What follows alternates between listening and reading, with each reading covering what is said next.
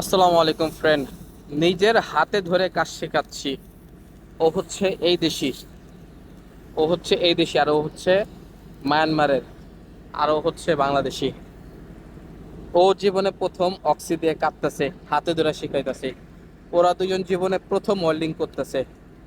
এই লোকগুলোর হাতে ধরে শিখাইতেছে, এটার কারণটা জানেন কি? এই যে তিনটা লোক যত দ্রুত কাজ শিখবো, এরা তত দ্রুত আমাকেই সাহায্য করতে পারবো।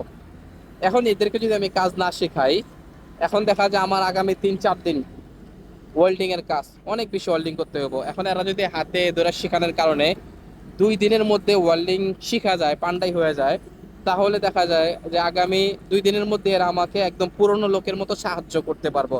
আবার এদেরও আপনার অনেক ভালো, মনে করেন পান্ডাই হয়ে গেল, একটা নাম হইলো, সুনাম হইলো, অন্তত বলতে পারবো হ্যাঁ আমি ক্যারেনের কাজের মধ্যে ওয়েল্ডিংটাও জানি, অক্সি কাটিংটাও জানি।